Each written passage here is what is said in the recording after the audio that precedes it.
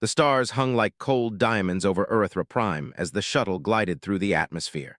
The human crew inside, 3 in total, watched silently as the red-orange skies and twisted forests of the alien planet stretched below.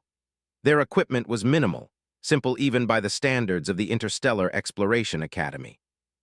Each human carried a small round device with a needle in the center. To the alien cadets who would meet them shortly, it looked primitive. The shuttle touched down with a soft thud.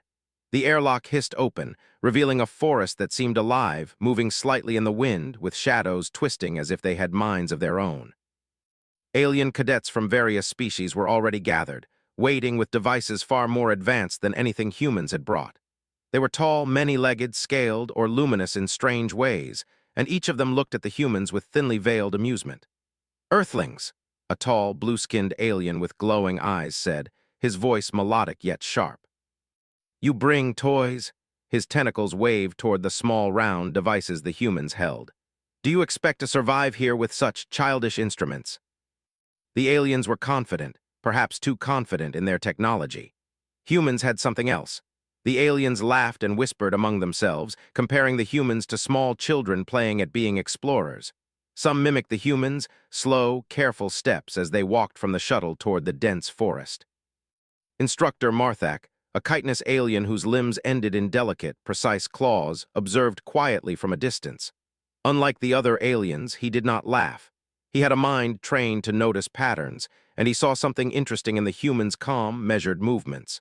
The first exercise began that evening. Cadets were assigned to navigate through a section of the forest where nocturnal predators were known to hunt. The aliens pulled out their sleek devices, shining lights and holographic maps, confident that technology would guide them safely. Humans, on the other hand, simply gripped their round compasses and looked at the forest ahead. The darkness of Earthra Prime was unlike any night on Earth. Shadows moved unnaturally, and the wind carried noises that sounded like whispers. Alien sensors flickered and beeped, sometimes giving false readings as they passed under the dense canopy. Some of the aliens stumbled or froze, unsure which way to turn. The humans moved slowly but steadily. The compasses, simple yet precise, pointed the way. They did not panic. One human, a young cadet named Eli, held his compass close, watching the needle spin and settle. "Stay close," he whispered to the others, "and follow the direction." Now on this alien planet, the same skills applied. Observation, patience, and trust in simple tools guided them. Meanwhile, alien cadets began arguing among themselves. One Lumary cadet's 6 glowing eyes darted frantically between his holographic map and the moving shadows around him. "The sensors are broken," he cried. "We are lost." Humans froze. They did not move hastily. They observed the creature, noting its behavior. Then, with a soft, synchronized motion, they changed direction, avoiding detection completely. Some alien cadets saw the movement and gasped. "How?" whispered one. "They are moving without alerting the predator." "Observe," he murmured, "and learn. This is instinct sharpened by understanding. This is not magic. This is survival." The humans, guided by their compasses and by careful observation, advanced without hesitation. At one point, a young alien cadet from the planet Virin tripped over a root and fell, her device projecting confusing holograms in panic. Humans rushed past without interference, careful not to attract attention. Eli glanced back once and nodded to reassure her, but they did not stop. Stopping would mean distraction. Distraction could mean detection. By the time the first patrol hour ended, alien cadets were exhausted. Their confidence had faltered. Many glared at the humans, trying to hide both envy and fear. The humans, however, gathered silently at a small clearing, compasses in hand, eyes calm and alert. "Why do they move like that?" one alien cadet muttered. "They are using nothing." Some laughed nervously, still unwilling to admit they had underestimated humans. Others simply watched in silence, curiosity growing with every passing moment. Later, around a small fire in the clearing, humans prepared their meager rations. The fire flickered in the wind, shadows dancing around them. One alien cadet, emboldened, approached cautiously. "Tell me," she said, her voice trembling slightly, "how can you survive so easily where our devices fail?" "We give them meaning." The other alien cadets continued to stare, some in skepticism, others in wonder. For the first time, doubt crept into their minds. Perhaps these humans were not weak or primitive as they had assumed. Perhaps these humans were something else entirely. The night deepened. Sounds of distant creatures echoed through the forest, and shadows moved with deliberate intent. Alien cadets clutched their devices unsure, while humans simply followed the compass needles, moving with quiet confidence. They had no illusions about the danger. They had faced creatures on Earth far deadlier than these alien predators. But they also had the knowledge and discipline to navigate, survive, and thrive. By the end of the first night, alien cadets were humbled. Some admitted it silently, staring at the humans' composed forms in awe. The compasses, once mocked, had guided the humans safely through terrain that had confused even the most advanced alien sensors. As dawn broke over Earth Prime, the humans rested beside the clearing, compasses beside them, while alien cadets reluctantly approached, some with hesitant questions, some with lingering pride still intact. Marthak, watching from a nearby tree line, spoke quietly to himself. They are small. Their tools are small, but their minds, the humans, are always more than what they seem. They see what others cannot, and they move with confidence others lack. These compasses, they are not toys.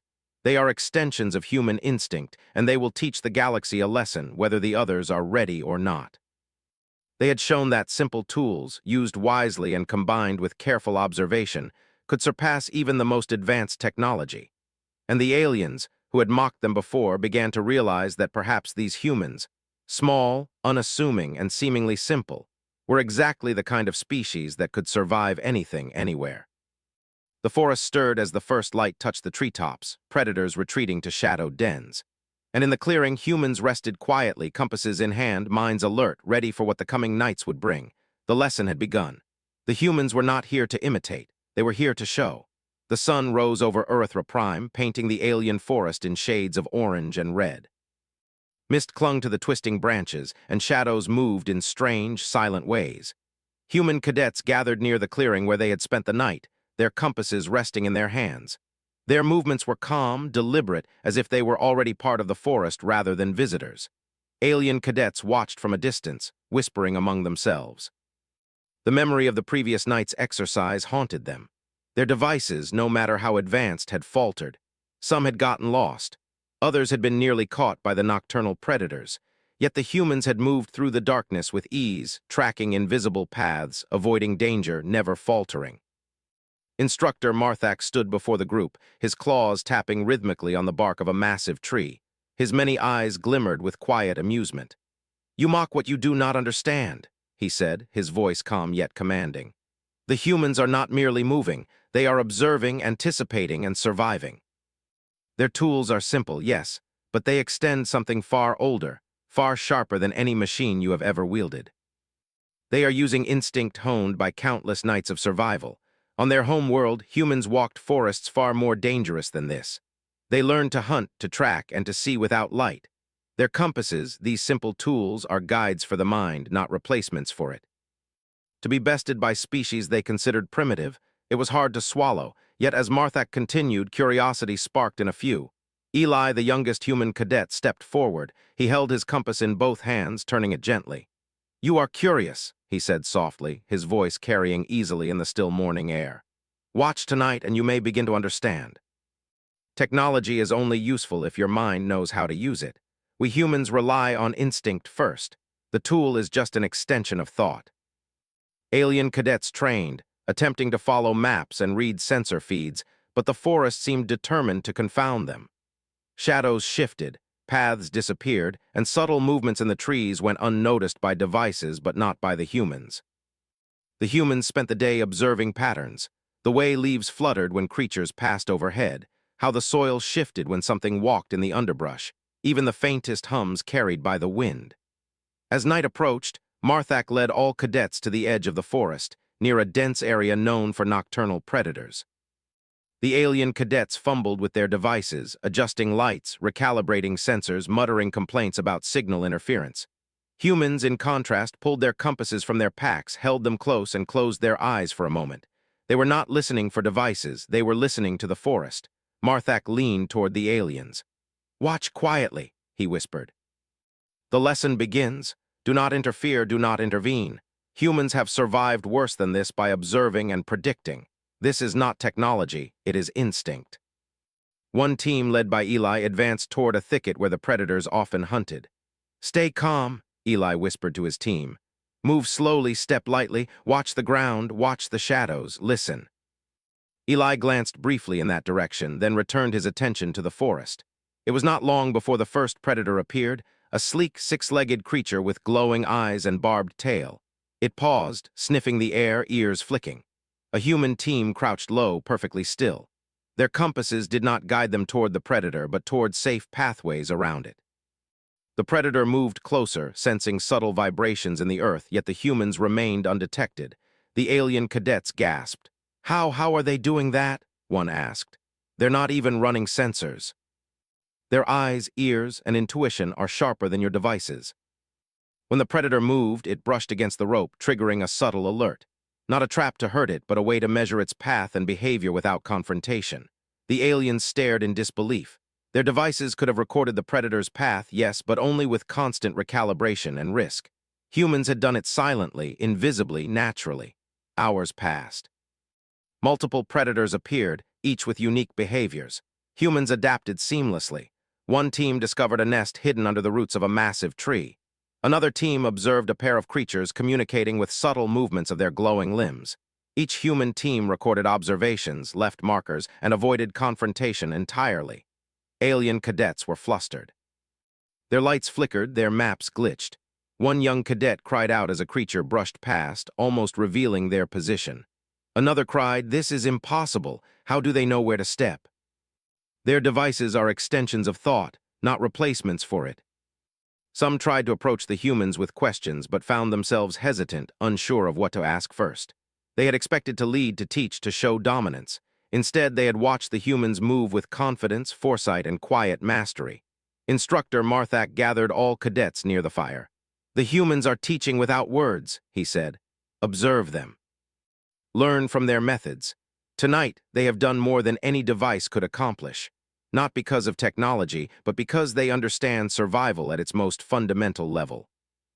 Nights were more dangerous than days. They hunted not to conquer, but to survive. They used simple tools like compasses to maintain direction, to coordinate, to predict. It is in their blood and in their minds. They do not need devices to see, they need understanding. The compass is merely a reminder of direction. The real tool is their mind. You rely on your devices, and they fail when the world shifts unexpectedly. We rely on perception and practice, and we adapt. They predict without arrogance, and they survive because they trust knowledge and instinct over convenience. Their mockery from the previous night had turned into curiosity, awe, and a deep respect they were not yet willing to admit openly. Outside the firelight, the forest continued to stir. Creatures prowled unseen but observed by humans in ways the aliens could not yet comprehend. Eli glanced at the stars above, compass in hand. "Tomorrow," he said softly to Sarah, "they'll try to follow our methods. But it takes more than copying. It takes patience, observation, and quiet understanding. The mind, the patience, and the instinct, that is humanity's true compass."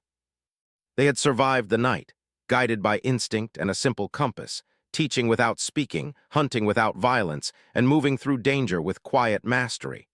And the lesson of the humans had only just begun.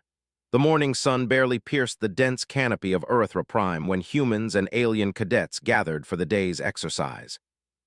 The forest seemed alive with movement, shadows shifting subtly with each gust of wind. Humans carried their compasses, small and unassuming, but to the alien cadets, they had begun to symbolize something far more formidable than technology could ever provide. Instructor Marthak stood tall, his chitinous claws clicking lightly against the bark of a nearby tree. "Today," he announced, "your task is to locate and observe the rare nocturnal predator, the Silith. Capture it if you can for study, but avoid alerting the rest of the ecosystem. It will be a true test of skill, patience, and understanding." Holographic maps expanded into the air, projecting paths, heat signatures, and even predictive movement patterns. They moved with confidence, convinced their technology would lead them to success. The humans, in contrast, did nothing but glance at their compasses and exchange brief, quiet words. Their calm demeanor only increased the aliens' irritation. Eli took a deep breath. "Remember," he whispered to his team, "we observe first, predict second. Move silently always. Technology cannot replace awareness." Instead, they observed patterns, the way branches bent under unseen weight, the direction of faint footprints, even the subtle scent changes in the air that indicated the presence of a predator. Meanwhile, the alien cadets struggled. Their devices flickered under the dense canopy, projections warping as magnetic anomalies interfered with their sensors. One Arthian cadet with translucent wings hovered nervously above the ground, scanning and recalibrating constantly. "The readings are unstable," she cried. "We cannot locate the Silith. Watch the humans and you will learn." Sarah, another human cadet, extended a small measuring rope toward a nearby root, careful not to make a sound. The rope was light, designed to indicate movement rather than trap. The Silith brushed past it, its path now clear to the human team. They adjusted their approach, avoiding the creature entirely while still tracking it silently. Alien cadets watched in disbelief. "How?" muttered one. "They move as if the predator cannot see them." They had practiced this since childhood, reading environments, predicting outcomes, adjusting quietly. One human team discovered the predator's lair, hidden beneath dense roots. Instead of confronting it, they observed, taking notes on its habits and signaling subtly to their teammates. The alien cadets tried to follow, but their devices gave conflicting information. One cadet, a Lumari with 6 eyes, stumbled over a root and nearly alerted a predator. Another Arthian flapped nervously, bumping into foliage and triggering false readings. Panic began to spread. Eli's team, however, remained calm. "Watch the tail movements," he whispered. "It communicates with others." "Notice the footfalls, they do not fall randomly." Sarah nodded, recording observations quietly on a pad, not disturbing the predator or its environment.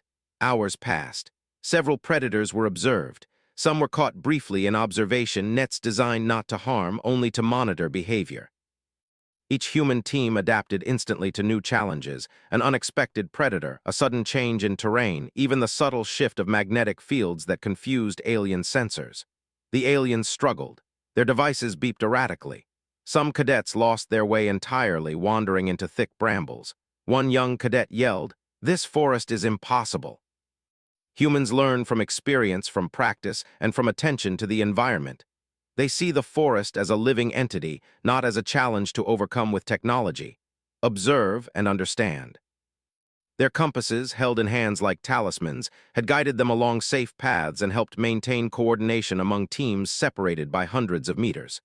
The alien cadets arrived later, exhausted and frustrated. Many were silent, humbled by what they had witnessed. The arrogance they carried into the forest had vanished, replaced by awe and confusion. Marthak addressed the group. "You see now perhaps why humans, simple tools, are more than they appear. The compass is only a guide.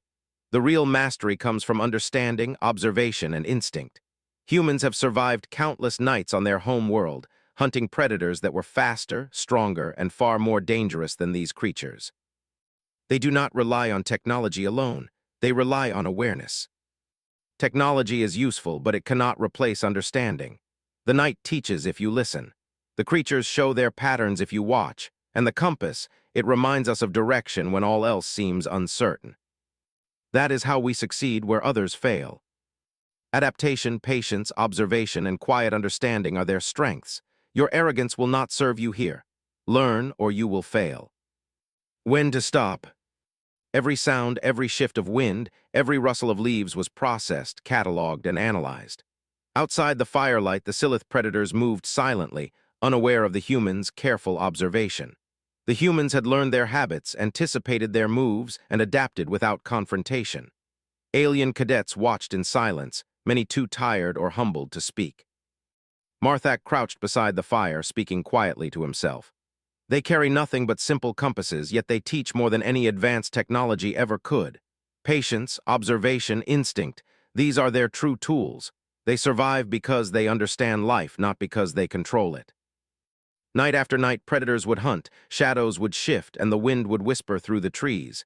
Humans moved within it all, silent and precise, teaching without speaking, surviving without arrogance. Eli glanced at the stars, compass in hand. "We have done well," he said softly. "They will try to follow, to copy, but it takes more than imitation.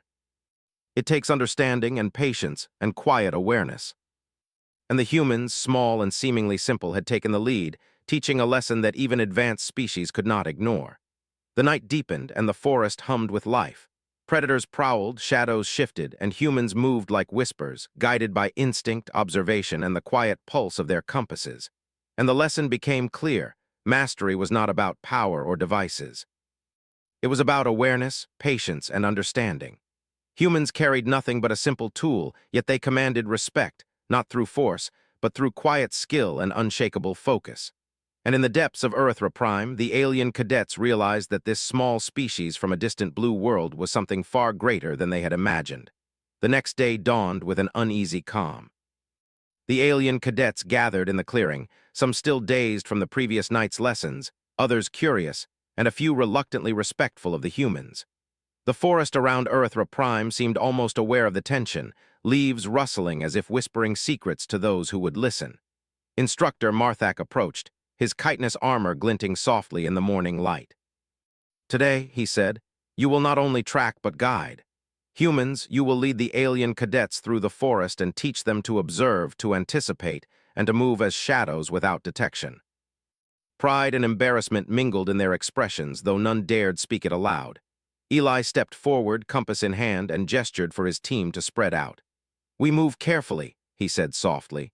"Observe everything, adjust as needed, and remain calm. Remember, the forest has patterns. If you listen, it will teach you." The first predator of the night appeared, a large Silith with barbed tail and glowing eyes. Alien cadets froze, their devices scrambling to provide accurate data, but it was the humans who moved with confidence. Eli crouched low, signaling his team to split slightly to either side, creating a safe path while observing the creature's behavior. "Notice the ears," Eli whispered to the aliens near him. "They communicate subtle information. Watch the tail. Every movement is a signal. Predict, don't react." Another Lumary misread a shadow, stepping into a patch of quicksand-like soil and nearly falling. Eli glanced back, calmly signaling them to correct their positions without startling the creatures further. Sarah led another human team, guiding alien cadets through a thicket where multiple predators prowled.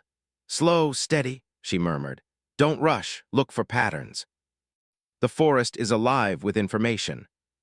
Human teams demonstrated how to track movement without leaving evidence, how to observe from hiding without startling the predators, and how to coordinate silently using gestures and subtle signals.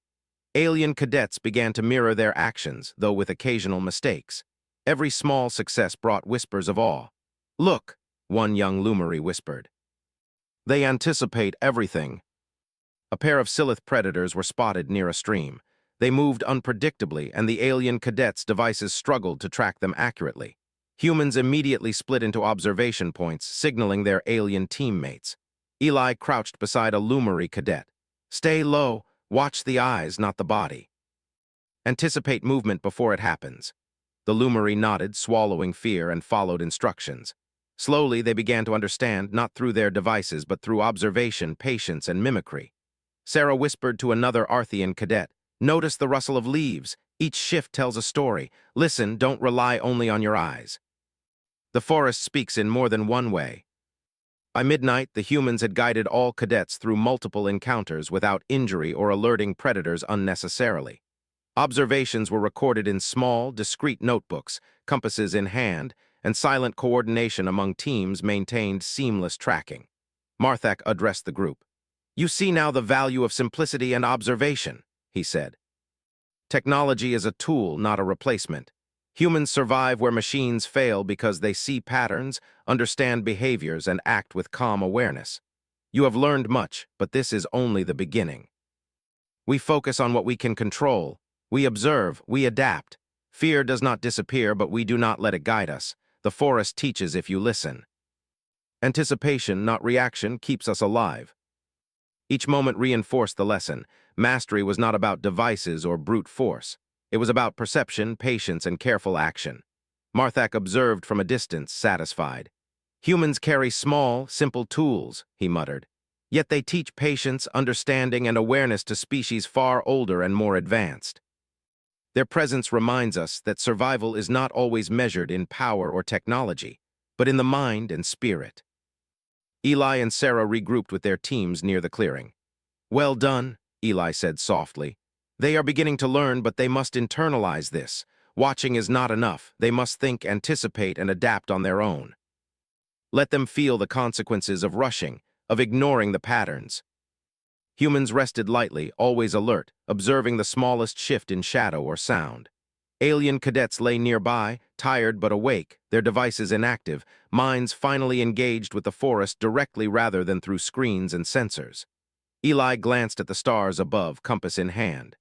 "We are teaching more than tracking," he said softly to Sarah.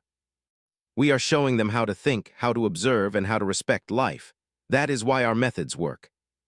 They carry nothing but small compasses, yet they guide, teach, and inspire. The galaxy will learn to respect them, if only quietly, for their patience, awareness, and wisdom." The balance of power in the forest had shifted, not through force or devices, but through skill, observation, and quiet leadership.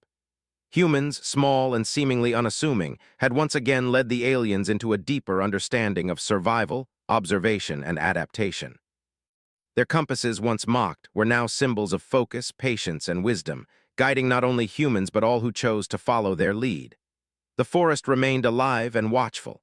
Predators prowled, shadows shifted, and humans moved as whispers of light and shadow, teaching without words, guiding without force. The alien cadets, humbled and curious, followed in quiet awe, beginning to understand that mastery was not in devices or brute power, but in observation, anticipation, and the calm application of knowledge. And in the quiet hours of Erythra Prime, humanity's lesson continued, silently, patiently, and with unshakable confidence. The final night on Erythra Prime had arrived, and the forest seemed to hold its breath. The alien cadets, now more attentive and cautious, gathered with their human instructors at the edge of a dense thicket. The air was thick with the scent of damp earth and the subtle musk of nocturnal predators. Humans carried their small compasses, round and unassuming, while the alien cadets kept their more advanced devices tucked away, uncertain if they would be of any use. Instructor Marthak surveyed the group. "Tonight," he said, his mandibles clicking softly, "is your final test. Observe, track, and report on the movement of the Silith predators. Humans will lead and alien cadets will follow. This is not about speed or technology. This is about understanding, patience, and precision." They had seen humans move through the forest with unshakable calm, guiding teams, predicting predator movements, and demonstrating skills far beyond what their devices could achieve. Yet some remained skeptical, unsure if they could match the quiet mastery they had witnessed. Eli stepped forward, compass in hand. "Remember," he said softly, "observe everything, predict behavior, move silently. Trust your mind, not your device. The forest will teach you if you are patient enough to listen." Shadows shifted around them, leaves rustled, and the distant eyes of Silith predators glimmered through the darkness. Sarah led one group, signaling to her team with subtle gestures. "Eyes on the ground, ears on the wind," she whispered. "Every movement is information. The predators are not our enemy, they are our teachers tonight." Some stumbled or misjudged steps, but the humans guided them silently, correcting positions and demonstrating the subtle ways to observe without alerting creatures. Hours passed. Multiple predators were observed, some moving alone, others in pairs, communicating through subtle body language. The humans demonstrated how to anticipate movement, how to use small markers to track paths, and how to coordinate teams without a word spoken aloud. One alien cadet, a young Arthian with trembling wings, asked softly, "How do you remain so calm when everything is alive, moving, dangerous?" "We anticipate. Fear comes from uncertainty. Understanding reduces fear. Knowledge and patience are our guides." The predator's glowing eyes scanned the surroundings, yet the humans moved effortlessly, predicting the creature's steps and staying out of sight. Alien cadets, following closely, were amazed at the humans' precision and confidence. One Lumary cadet whispered, "I do not understand how they do it. They see without devices, move without making a sound, and the predators do not notice them. That is why they survive where others falter." Each success built confidence in the alien cadets, and gradually their skepticism turned into genuine respect. By midnight, all teams regrouped near a central clearing. Humans had led alien cadets through the forest with remarkable precision, observing predators, predicting behavior, and avoiding danger at every turn. The alien cadets, tired but enlightened, finally understood the lesson the humans had been teaching all along. Marthak stepped forward.